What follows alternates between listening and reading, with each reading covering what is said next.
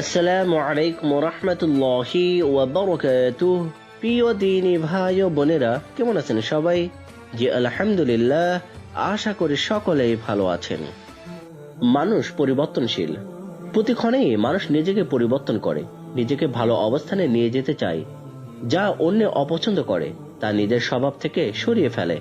তাই এই পরিবর্তনের দিকে লক্ষ্য করে নিজের স্ত্রীর কোনো খারাপ স্বভাব বা আচরণের কথা কাউকে বলা উচিত নয়, যতক্ষণ তা একজন স্বামী নিজেই কন্ট্রোল করতে পারে। আয়ত্তের বাইরে চলে গেলে স্ত্রীর গার্ডিয়ানকে জানানো যেতে পারে, কিন্তু কোনোভাবেই সে স্বভাব বা চরিত্র মানুষের কাছে বলে বেড়ানো উচিত নয়। বরং স্ত্রীর ভেতরে যে ভালো গুণগুলো থাকবে সেগুলো বলা উচিত। রাশেদ এবং রেজাউল দুজন বন্ধু, একসাথে দুজন পড়ালেখা করেছিল। চাকরির সুবাদে দুজন এখন শহরে দুই প্রান্তে থাকে। দুজনেই বিয়ে করেছে। অনেকদিন পর দুজনের দেখা হয়। তখন রাশেদ বলল, তোর বউ কেমন রে? আংটির সাথে সুন্দর করে চলে তো? রেজাউল বলল, আর বলিস না, আমার জীবন শেষ। আল্লাহর কাছে দোয়া করি এমন বউ যেন আর কারো কপালে না জুড়ুক। আমার জীবন পুরো অতিষ্ঠ করে তুলেছে।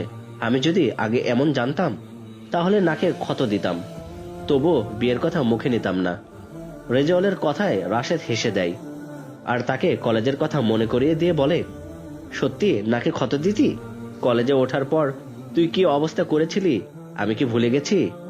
কি রে করেছিস বল? রেজাউল বলল, সেটাই তো বলছি, যদি এমন জানতাম তাহলে আর কারো পেছনে এমন ঘুরঘুর করতাম না, আর পড়ালেখাটা অন্তত ভালোভাবে করতাম। কেন যে পড়ালেখাটা নিজ হাতে নষ্ট করেছিলাম? তুই যেমন ভাবছিস এমন না। হয়তো এখনো তোদের মনের মিল হয়নি। আরো কয়দিন যাক, দেখবি সব ঠিক হয়ে যাবে। কচু ঠিক হবে, কখনো ঠিক হবে না, এমনই থাকবে। আমার জীবনটা পুরো তেজপাতা বানিয়ে ছাড়বে। কি আনন্দ পায় ও আমাকে হেনস্থা করে। তার মানে তোর স্ত্রীর উপর তুই প্রচন্ড বিরক্ত? আমি কি খুশি হয়ে এগুলো কথা বলছি? সে কি এই বিষয়টি জানে? না, তার সামনে এগুলো আমি কখনো প্রকাশ করি না। তার সামনে আমি খুব ভদ্র আর শিষ্ট। ভয়ে যদি আবার কিছু করে বসে, সারাদিন ভয়ে ভয়ে থাকি। এ এক অনিশ্চিত জীবন। আমার যতটুকু ধারণা, তুই আমার মতো আরো অনেকের সাথে তোর স্ত্রীর বিষয়গুলো নিয়ে কথা বলেছিস, তাই না? বলেছি। বলে মনটা একটু হালকা করি আর কি। আমার মনে হয় মানুষের সামনে নিজের স্ত্রীর বদনাম করা বা তার খারাপ বিষয়গুলো তুলে ধরা ঠিক নয়।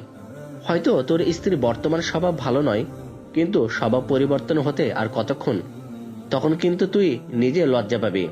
অথবা সে ভালো হওয়ার পর যদি এসব বিষয় জানতে পারে, তাহলে কিন্তু তার মন ভেঙে যাবে। আমার বিয়ের আগে বাবা একদিন আমাকে নিয়ে বসলেন, আমাকে বিয়ের পরবর্তী জীবন সম্পর্কে কিছু উপদেশ দেওয়ার জন্য। অনেকগুলো উপদেশের একটি এটিও ছিল যে স্ত্রীর সমালোচনা করা বা দোষ চর্চা করা মানুষের কাছে বলে বেড়ানো যাবে না। তিনি বলেন, আমাদের এই স্বভাবটা ভালো না। আমরা সুযোগ পেলেই আমাদের স্ত্রীদের বদনাম করি, তার সমালোচনা করি, তাকে কাঠগড়ায় দাঁড় করাই। অথচ আমাদের প্রিয় নবী মুহাম্মদ সাল্লাল্লাহু আলাইহি ওয়াসাল্লাম কখনো এমনটি করতেন না। তিনি সাধারণ মানুষেরই সমালোচনা করতেন না। সেখানে স্ত্রীদের তো সমালোচনা করার প্রশ্নই আসে না। বরং তিনি স্ত্রীর জন্য সব সময় দোয়া করতেন। তার স্ত্রী আয়েশা রাদিয়াল্লাহু তাআলা আনহা তিনি বলেন, যখনই আল্লাহ রাসূল সাল্লাল্লাহু আলাইহি ওয়াসাল্লাম খাদিজা রাদিয়াল্লাহু তাআলা আনহা এর নাম উল্লেখ করতেন, তার প্রশংসা করতেন, তার প্রশংসা করা এবং আল্লাহর কাছে দোয়া করার ব্যাপারে কখনোই তিনি যেন ক্লান্ত হতেন না। মানুষ হিসেবে খাদিজা রাদিয়াল্লাহু তাআলা আনহা এর কি কোনো দোষ ছিল না? ছিল। কিন্তু রাসূল সাল্লাল্লাহু আলাইহি ওয়াসাল্লাম সেসব কখনো মুখেও তোলেননি। অতএব আমাদেরও উচিত আমাদের স্ত্রীদের জন্য দোয়া করা। একজন মানুষের সব কাজ সঠিক যেমন হয় না, আবার সব কাজ ভুলও হয় না।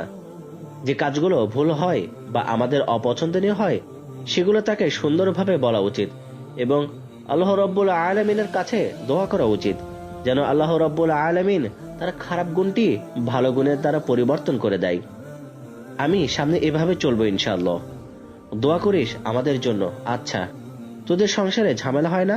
হয়, সব সংসারে হয়। আমি এখন তোকে যা বললাম সেভাবে আমি চলি। স্ত্রীর খারাপ গুণ নয়, বরং ভালো গুণ বলার চেষ্টা করি। এজন্য তোরা কিছু জানিস না। এভাবে চললে আল্লাহ তাআলা দুজনের অন্তরে ভালোবাসা বৃদ্ধি করে দেন।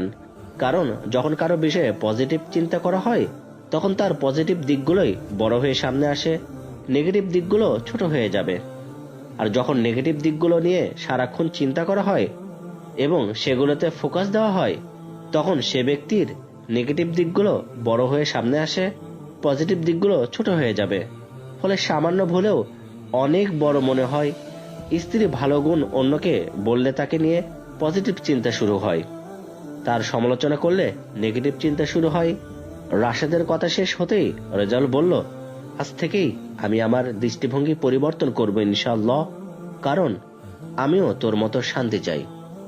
সম্মানিত আমার কলিজার ভাইরা, অবশ্যই আমরাও এই ঘটনা থেকে আমাদের দৃষ্টিভঙ্গিগুলো চেঞ্জ করব এবং আমরাও সুখ শান্তি নিয়ে সংসারে বসবাস করব।